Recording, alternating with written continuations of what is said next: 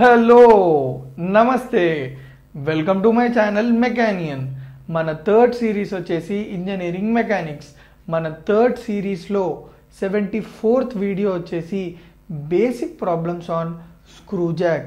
So ఈ వీడియోలో మనము స్క్రూ జాక్కి సంబంధించిన కొన్ని బేసిక్ ప్రాబ్లమ్స్ని డీటెయిల్డ్గా చూద్దాము. ఓకేనా? సో ఇప్పుడు మనము ప్రాబ్లం యొక్క క్వశ్చన్ని డీటెయిల్డ్గా చూద్దాము.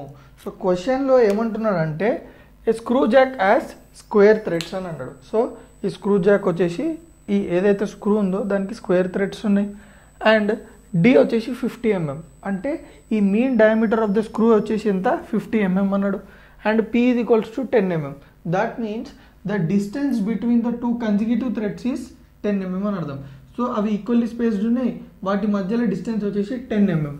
Okay, and mu is equals to 0.05, అంటే coefficient of friction of screw, అంటే ఈ థ్రెడ్స్ మధ్యలో ఏదైతే ఉంటుందో వాటి మధ్యలో కోఎఫిషియంట్ ఆఫ్ ఫ్రిక్షన్ ఎంత ఉంది 0.05.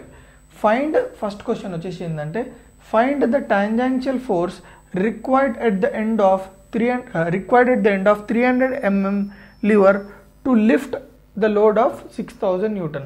సో ఫస్ట్ క్వశ్చన్ ఏమంటున్నా అంటే ఇది ఏదైతే ఇప్పుడు చూడండి, ఇది టాంజెన్షియల్ ఫోర్స్.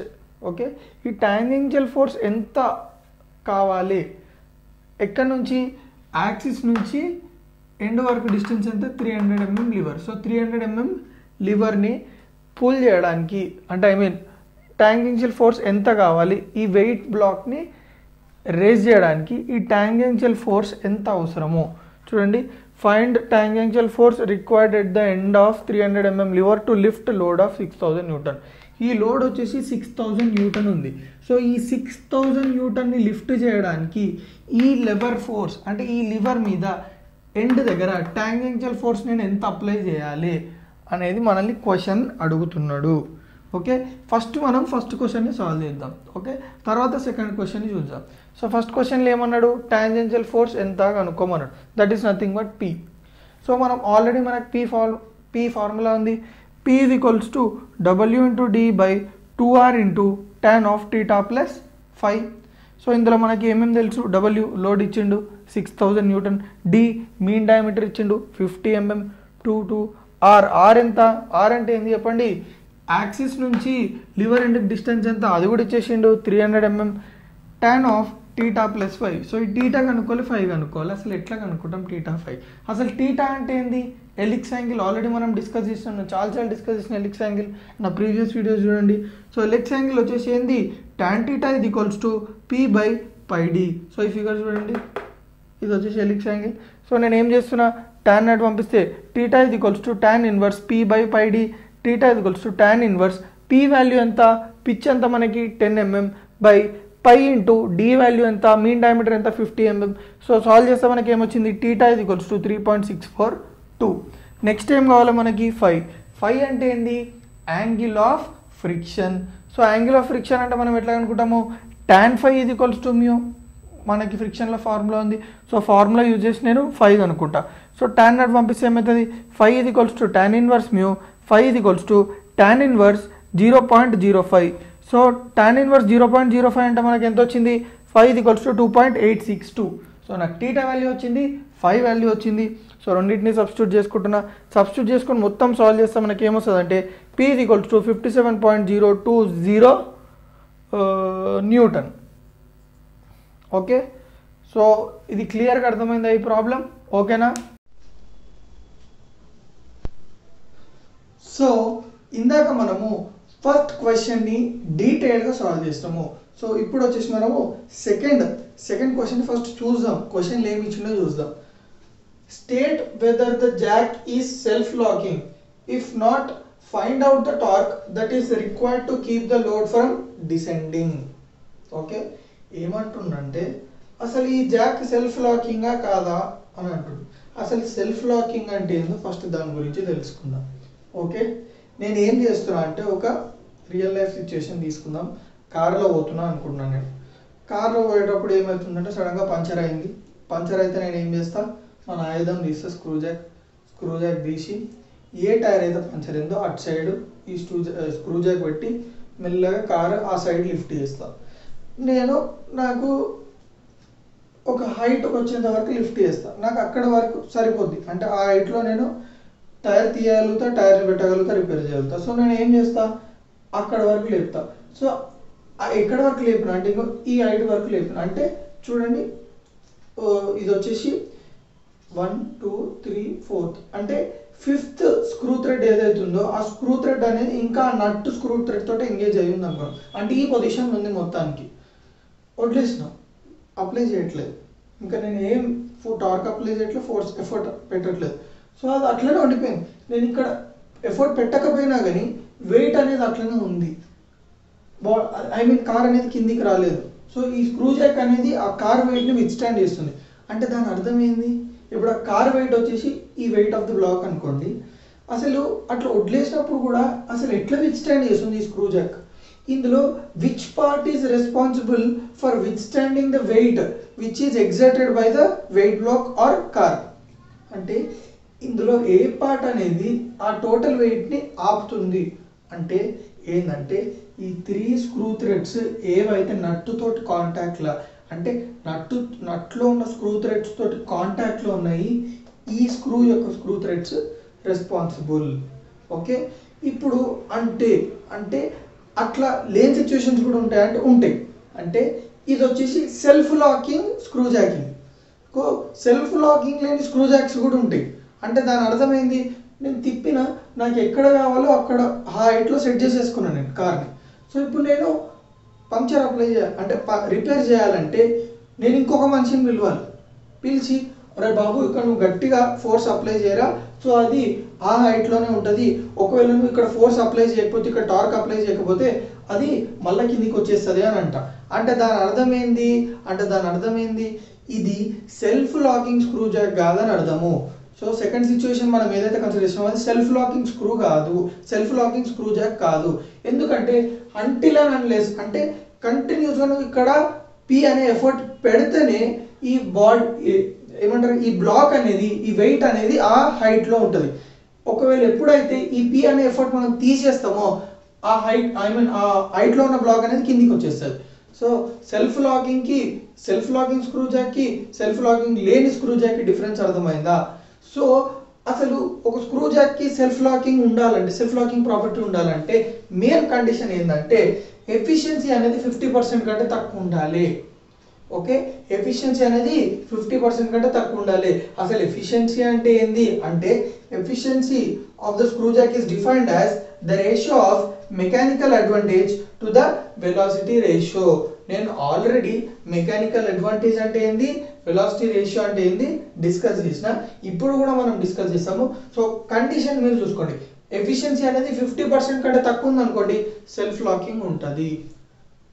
ఓకే, అర్థమైందా?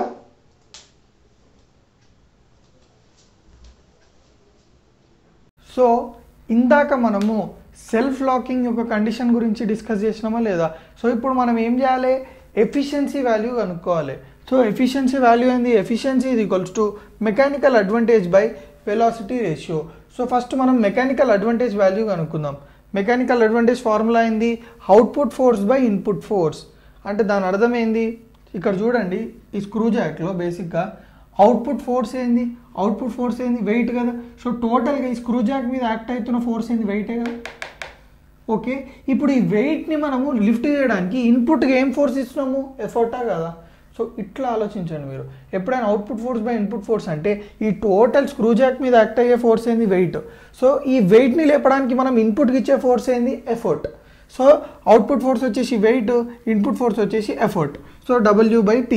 సో ఆల్రెడీ మనం క్వశ్చన్లో చూసినాము W ఎంత మనకి, వెయిట్ ఎంత ఇచ్చిండు 6000 బై P మనం ఇందాకనే కనుక్కున్నాం. P వాల్యూ ఎంత 57.020. సో మనకి ఎంత వచ్చింది సాల్వ్ చేస్తే 105.245. Okay, next velocity ratio. మీకు డౌట్ వచ్చింది మెకానికల్ అడ్వాంటేజ్కి యూనిట్స్ ఉన్నాయని. ఫోర్స్ రెండింటికి యూనిట్స్ ఉంటే సేమ్ యూనిట్స్ క్యాన్సిల్ అయిపోతాయి కదా. సో మెకానికల్ అడ్వాంటేజ్కి యూనిట్స్ ఉండవు.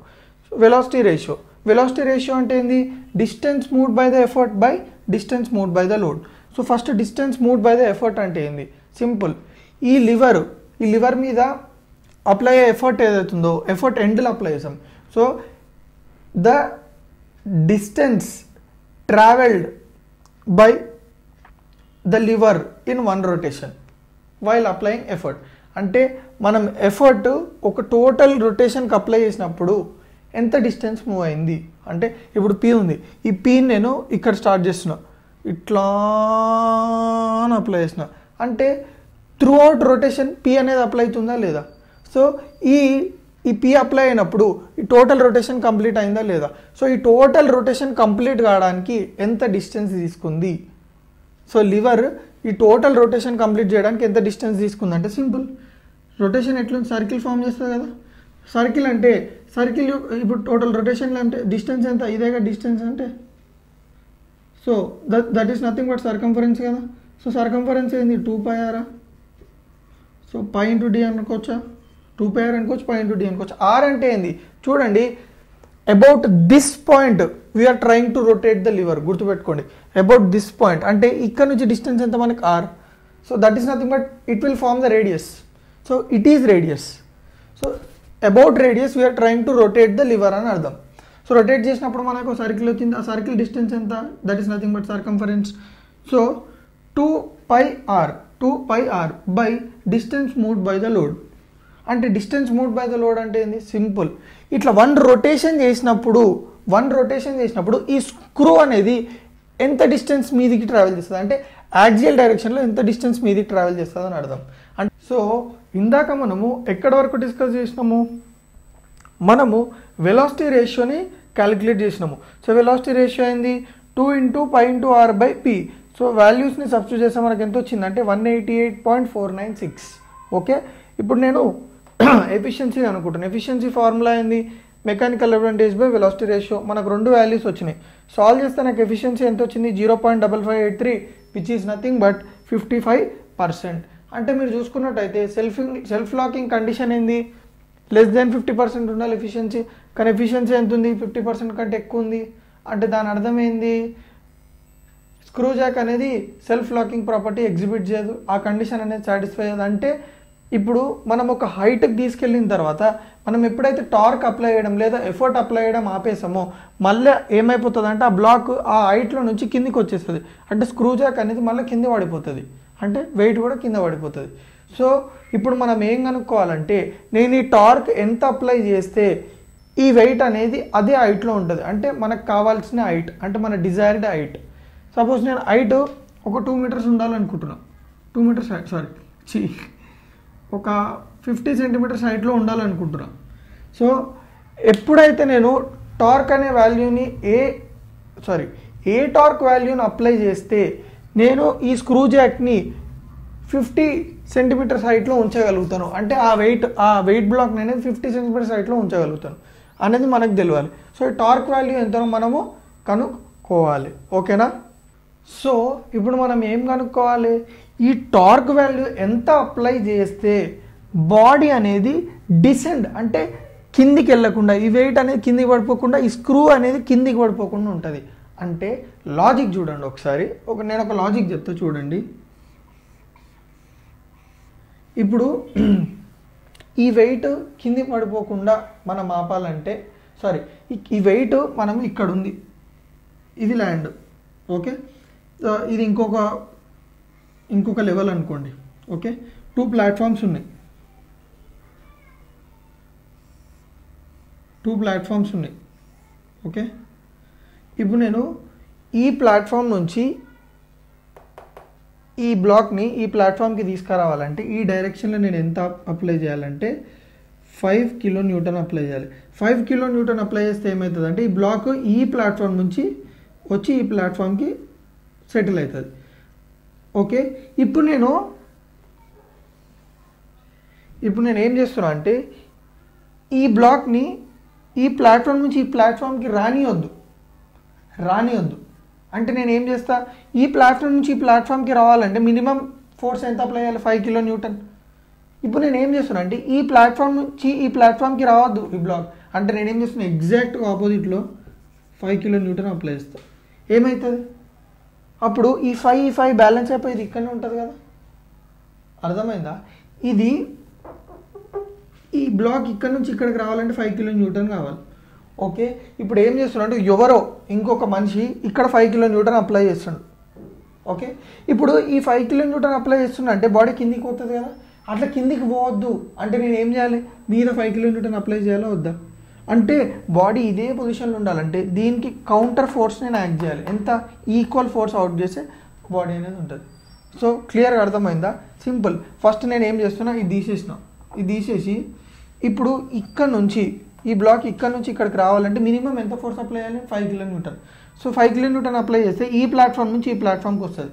అది బాగుంది. సో ఇప్పుడు ఏం చేస్తున్నాడు, ఇంకొక పర్సన్ వచ్చిండు. ఇంకో పర్సన్ వచ్చి ఏం చేస్తున్నా అంటే 5 kN ఇట్లా యాక్ట్ చేస్తున్నాడు. సో ఇప్పుడు కండిషన్ ఏంటంటే ఈ బ్లాక్ ఇక్కడ నుంచి ఇక్కడికి మూవ్ కావద్దు, కానీ ఈ పర్సన్ ఏమో 5 kN అప్లై చేస్తుంది కిందికి. అప్పుడు నేనేం చేస్తా, పోయి మీదికి నుంచి 5 kN అప్లై చేస్తా. సో ఏమైంది, ఈ 5 kN ఈ 5 kN క్యాన్సిల్ అయిపోయి బాడీ అనేది అదే ప్లాట్ఫామ్లో ఉంటుంది. సో సేమ్ ఇదే నేను ఇక్కడ అప్లై చేస్తున్నా. చూడండి, torque required to keep the load from descending is tau is equals to d/2 into W into tan of θ - 5. నా ప్రీవియస్ వీడియో చూసుకుంటే torque required to descend the screw అంటే స్క్రూని కిందికి తీసుకురావాలంటే, మీదికి తీసుకెళ్తాము, కిందికి తీసుకురావాలంటే ఎంత టార్క్ కావాలంటే చూడండి, d/2 into W into tan of θ - 5. నార్మల్గా మనము స్క్రూని మీదికి తీసుకెళ్ళాలంటే క్లాక్ వైజ్ రొటేషన్లో లివర్ని తిప్పుతాం. అదే స్క్రూని కిందికి తీసుకురావాలంటే, డిసెండ్ చేయాలంటే స్క్రూని యాంటీ క్లాక్ వైజ్ డైరెక్షన్లో తిప్పుతాం. సో నేను యాంటీ క్లాక్ వైజ్ డైరెక్షన్లో ఎంత టార్క్ అప్లై చేస్తే ఈ స్క్రూ అనేది కిందికి వెళ్తుంది అనేది ఫార్ములా ఇది. ఓకే, కానీ ఇక్కడ మనకేంది అట్లా కిందకి వెళ్ళకుండా, ఇప్పుడు సెల్ఫ్ లాకింగ్ కాదంటే దాని అర్థమైంది కింద పడిపోతుంది అంటే ఎంత టార్క్ తోటి కింద పడిపోతుంది అనుకుంటారు మీరు? మనం ఎంత టార్క్ తోటి అయితే లేపినామో అంతే టార్క్ తోటి కింద పడిపోతుంది కదా. అంటే ఇప్పుడు చూడండి, కింద పడిపోవడానికి ఎంత టార్క్ అవసరం, minimum d/2 into W into tan of θ - 5. అంటే కిందికి రావాలంటే నేను యాంటీ క్లాక్ వైజ్ డైరెక్షన్లో ఎంత అప్లై చేస్తున్నా, torque d/2 into W into tan. So నేను అదే టార్క్ ఆపోజిట్ డైరెక్షన్లో అప్లై చేసిన అనుకోండి, ఏమవుతుంది, బాడీ మూవ్ అవుతుంది. సేమ్ దీని లెక్కనే ఆపోజిట్ డైరెక్షన్లో. ఇప్పుడు టార్క్ అనేది ఇట్లా కిందికి యాక్ట్ అవుతుంది కాబట్టి ఈ బ్లాక్ అనేది కిందికి మూవ్ అవుతుంది. ఇప్పుడు నేను కిందికి మూవ్ చేయాలనుకుంటలేను, ఎక్కడుందో అక్కడ ఉంచాలనుకుంటున్నా అంటే దానికి క్వైట్ ఆపోజిట్ ఒక టార్క్ అప్లై చేస్తాను, దీని అంత వాల్యూనే. సో నేను ఏం చేస్తున్నా అంటే, సపోజ్ ఒకవేళ స్క్రూ జాక్ అనేది డిసెండ్ అవుతుందంటే దాని టార్క్ వాల్యూ ఎంత ఉండాలి, ఇంత ఉండాలి. అంటే ఇప్పుడు సెల్ఫ్ లాకింగ్ లేని స్క్రూ జాక్స్ మనము వదిలేస్తే ఏ టార్క్ తోటి కిందికి వస్తాయి, ఈ టార్క్ తోటి కిందికి వస్తాయి, మినిమం టార్క్ ఈ టార్క్ తోటి కిందికి వస్తాయి. అంటే నేను ఏం చేస్తున్నా అంటే ఈ కింద వాల్యూ కనుక్కున్నా, మినిమం వాల్యూ ఎంత అని. సో ఈ కింద మినిమం వాల్యూ ఎంత, 5 kN. సో ఇదే వాల్యూ నేను ఆపోజిట్ డైరెక్షన్లో అప్లై చేస్తాను. చేస్తే ఏమవుతుంది, బాడీ అనేది స్టేబుల్గా ఉంటుంది. అంటే ఇప్పుడు నేను ఎంత టార్క్ అప్లై చేయాలి, ఇది కింద పడిపోకుండా ఎంత టార్క్ అప్లై చేయాలి. ఒకవేళ నేను వదిలేస్తే ఎంత టార్క్ మినిమం టార్క్ తోటి కిందికి పోతుందో అంతే టార్క్ వాల్యూ నేను మీదికి అప్లై చేయాలి. సో ఇప్పుడు నేను వదిలేసినప్పుడు ఇది కిందికి పోతుంది అంటే దీని టార్క్ వాల్యూ ఎంత ఉంటుంది అనుకుందాం, సపోజ్ 50 ఉంటుంది అనుకుందాం. సో నేను ఏం చేస్తా, మీద డైరెక్షన్లో అదే టార్క్ వాల్యూ అప్లై చేసి నేను బాడీ ఎక్కడుందో అక్కడనే ఉంచాలనుకుంటున్నాను. సో క్లియర్గా అర్థమైందా? సో రెండు వాల్యూస్ ఏం కాబట్టి tau is equals to d/2 into W into tan of θ - 5. So d ఎంత 50/2 ఇంటూ 6000 ఇంటూ tan of θ తెలుసు, 5 తెలుసు, రెండు వాల్యూస్ తెలుసు. క్వశ్చన్లో చూడండి, నా ప్రీవియస్ క్వశ్చన్ డిస్కస్ చేసినప్పుడు ఈ వాల్యూస్ అన్నీ ఉన్నాయి. సో టో is equals to 204.3 Nm. So క్లియర్గా అర్థమైందా? ఈ కాన్సెప్ట్ కోసం స్పెషల్గా ఎగ్జాంపుల్ మీకు చెప్పిన. ఓకే, అర్థం కాకపోతే మళ్ళీ ఒకసారి రివైండ్ చేసుకొని ఒక్కొక్క పార్ట్ బ్రేక్ డౌన్ చేసి చూడండి, అర్థమైపోతుంది. సో నా వీడియోస్ ఏమన్నా మీకు కొంచెమైనా యూజ్ అయితే తెలుసు కదా ఏం చేయాలో, రైట్.